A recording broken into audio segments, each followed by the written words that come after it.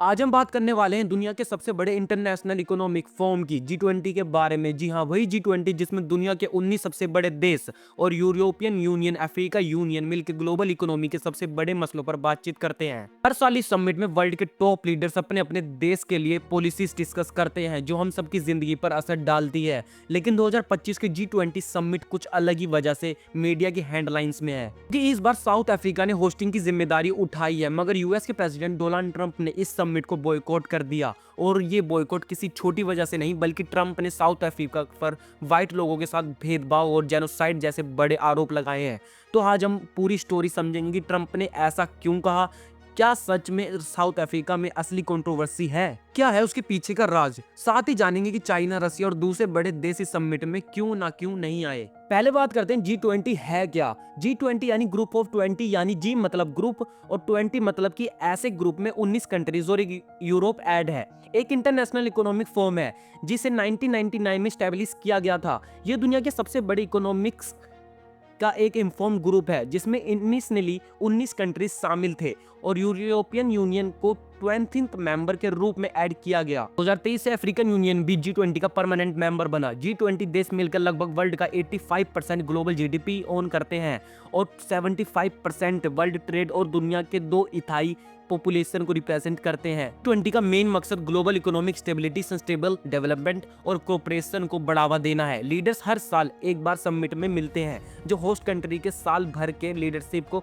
Culmination होता है। Summit usually non binding leaders declarations के साथ कंक्लूड होता है। साउथ अफ्रीका ने नवंबर 2024 से G20 प्रेसिडेंसी संभाली है, जो नवंबर 30 2025 को यूनाइटेड स्टेट्स को ट्रांसफर की जाएगी। यानी हर साल G20 होस्ट होता है, लेकिन अलग अलग कंट्रीज में। G20 2026 अब यूएसए में होगा। साल का G20 समिट 22 तारीख से 23 तारीख नवंबर 2025 को जोहान्सबर्ग के नस्करी एक्सपो सेंटर में हो गया। जोहान्सबर्ग साउथ अफ्रीका की कैपिटल है, जो साउथ अफ्रीका के सबसे बड़े डेवलप सेंटर है। समिट में वर्ल्ड के बड़े लीडर्स अपनी अपनी कंट्रीज को इकोनॉमिक और सोशल पॉलिटिक्स इशू पर डिस्कशन करते हैं। ये मैंने आपको समझा दिया कि G20 क्या है और क्यों होता है। मेन पॉइंट ये नहीं है कि G20 हो रहा है, क्योंकि हर साल होता है। इसमें बड़ी बात क्या है, लेकिन G20 2025 थोड़ा कंट्रोवर्सी से घिरा है, इसलिए पूरे सोशल मीडिया पर ट्रेंडिंग में रहा। लेकिन अगर बात करें तो किसकी वजह से रहा ट्रेंडिंग में, तो वो भाई साहब है यूएसए के प्रेसिडेंट डोनाल्ड ट्रंप। हाँ, आपने सही सुना, लेकिन ऐसा क्या हुआ जिसकी वजह से डोनाल्ड ट्रंप ने G20 2025 को बॉयकॉट करा और साउथ अफ्रीका से बहुत ज्यादा गुस्सा है। आइए समझते हैं। प्रेसिडेंट डोनाल्ड ट्रंप ने पहले कहा था कि वो समिट में पर्सनली नहीं आएंगे, लेकिन शुरू में vice president JD Benson summit में उनकी तरफ से पार्टिसिपेट कर सकते थे। लेकिन लेटर ट्रंप ने अनाउंस किया कि कोई भी यूएस गवर्नमेंट ऑफिसर्स इस साल के समिट में शामिल नहीं होगा। मतलब यूएसए की सीट पूरी तरह खाली थी G20 2025 में। ट्रंप ने G20 2025 समिट साउथ अफ्रीका में बॉयकॉट कर दिया। उन्होंने कहा कि साउथ अफ्रीका में व्हाइट लोगों, खासकर अफ्रीकन फार्मर्स के साथ भेदभाव हो रहा है। ट्रंप ने यह भी कहा कि व्हाइट फार्मर्स की जमीन जबरदस्ती छीन ली जा रही है और उन्हें मार दिया जा रहा है, जैसे कोई जेनोसाइड हो रहा हो, जो कि मतलब एक तरह की जानलेवा हिंसा या उस तरीका कहा जा सकता है। लेकिन ये बात पूरी तरह से सच नहीं है। साउथ अफ्रीका का इतिहास काफी पिछड़ा है। 1994 तक वहां अपार्थ चल रहा था, जिसमें व्हाइट लोग छोटे से ग्रुप में पूरा देश कंट्रोल करते थे। उसके बाद ब्लैक मेजोरिटी हुकूमत में आई तो जमीन की ओनरशिप डिटेल एक मुश्किल सवाल बन गया है। आज भी व्हाइट लोग 75% जमीन के मालिक हैं, जबकि वो सिर्फ 7% पॉपुलेशन है। ब्लैक लोग सिर्फ छोटा हिस्सा ही जमीन के मालिक हैं। साउथ अफ्रीका ने लैंड रिफॉर्म बिल पास किया है जो जमीन को बराबर बांटने की कोशिश करता है, लेकिन ये प्रोसेस बहुत धीरे धीरे चल रहा है क्योंकि हर किसी की राय अलग अलग है और ये काफी सेंसिटिव टॉपिक है। साउथ अफ्रीकन सरकार का कहना है कि वो जमीन जबरदस्ती नहीं छीन रहे और क्राइम काफी सभी कम्युनिटीज को अफेक्ट करता है, सिर्फ व्हाइट फार्मर्स को ही नहीं। इंडिपेंडेंट स्टडीज ने ये बताया है कि ऐसे क्लेम्स जिसे जेनोसाइड या मास किलिंग कहते हैं, उनका कोई स्ट्रॉन्ग प्रूफ नहीं है। साउथ अफ्रीका के फार्मर्स अपनी मदद ढूंढ रहे हैं और गवर्नमेंट से सही सपोर्ट की डिमांड कर रहे हैं, लेकिन यह भी सच है कि रूरल एरियाज में क्राइम रेट हाई है, जो हर तरह के लोगों को अफेक्ट करता है, व्हाइट हो या ब्लैक। ट्रंप ने इस मुद्दे को अपनी पॉलिटिकल स्ट्रेटेजी में यूज किया और कहा कि वो G20 में नहीं आएंगे। यूएस गवर्नमेंट ऑफिसर्स भी समिट नहीं जाएंगे। साउथ अफ्रीकन प्रेसिडेंट रामाफोसा ने इस गलत बताया और कहा कि सब लोगों के साथ बराबर का बर्ताव होता है और ये एक्वेशंस जमीन पर आधारित नहीं है। इस डिबेट से साउथ अफ्रीका पर इंटरनेशनल टेंशन्स बढ़ी, लेकिन सच जटिल है। कुछ प्रॉब्लम्स है पर वो इतने बड़े नहीं है कि पूरे देश में जेनोसाइड हो रहा हो। लेकिन इस चीज से डोनाल्ड ट्रम्प के वोट बैंक को कैसे फायदा पहुंचेगा, तो सुनो।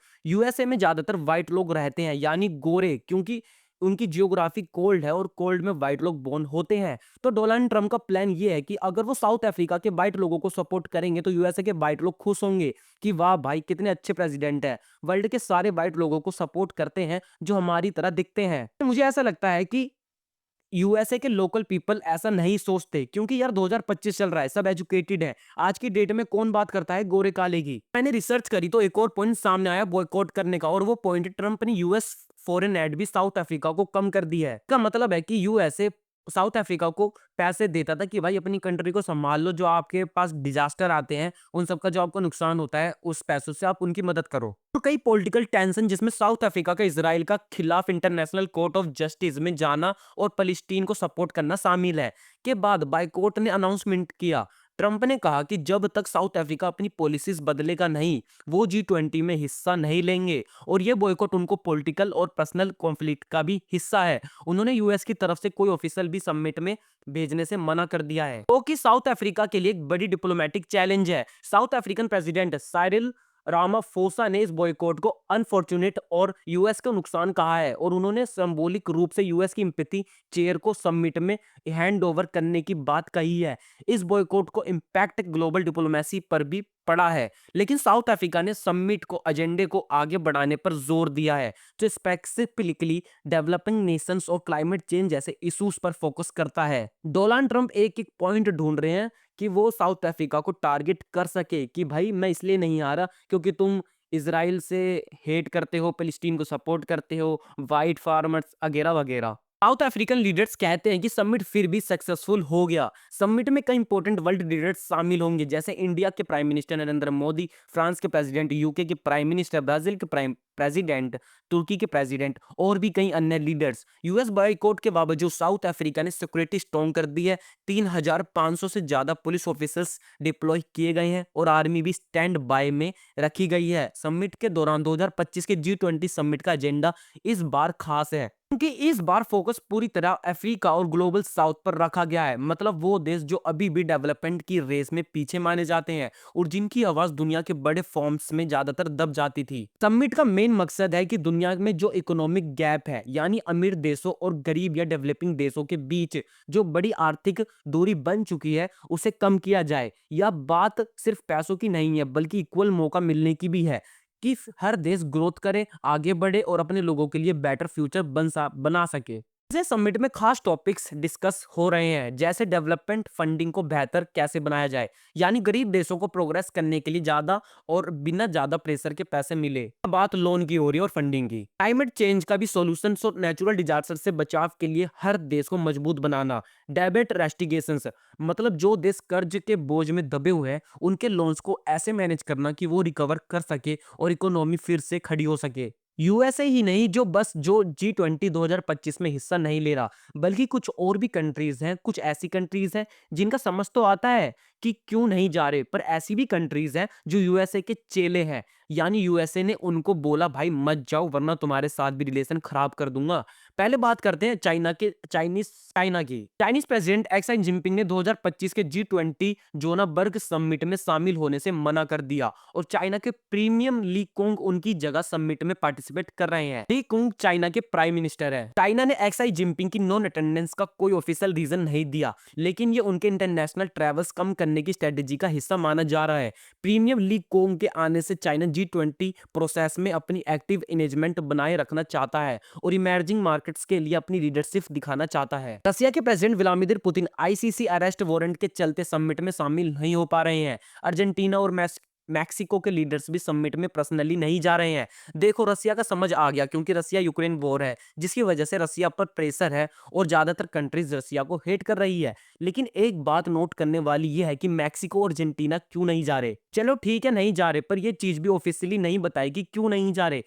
मैं अपने आप से कहूँ तो ये दोनों कंट्रीज यूएसए के दबाव में आके नहीं जा रहे, बाकी चाइना से यूएसए का दबाव में नहीं आता। ये चीज पूरी कंट्री को पता है। चाइना इस समिट को इसलिए अटेंड नहीं कर रहा होगा क्योंकि उनकी अपनी पॉलिटिक्स लगा रहे होंगे और उनकी पॉलिटिक्स समझना थोड़ा मुश्किल है। चाइना का कदम साउथ अफ्रीका के लिए थोड़ा चैलेंजिंग है, क्योंकि ये पहली बार है कि अफ्रीकन कॉन्टिनेंट पर G20 समिट हो रहा हो और होस्ट कंट्री ग्लोबल साउथ के मुद्दान पर ग्लोबल अटेंशन बढ़ाना चाहती है। लेकिन चाइना अपनी इंपॉर्टेंस को मेंटेन करने के लिए यहाँ अपनी स्ट्रॉन्ग प्रेजेंस दिखाना चाहता है, खासकर डेब्ट सस्टेनेबिलिटी, एनर्जी ट्रांजेक्शंस और क्लाइमेट रेसिलेंस जैसे टॉपिक्स पर। ओवरऑल एक्साई जिनपिंग के अब्सेंस के बावजूद चाइना समिट में अपनी लीडरशिप को रोल बढ़ावा देना चाहता है, ग्लोबल साउथ और मल्टीटेरिज्म में अपनी इन्फ्लुएंस बढ़ा रहा है।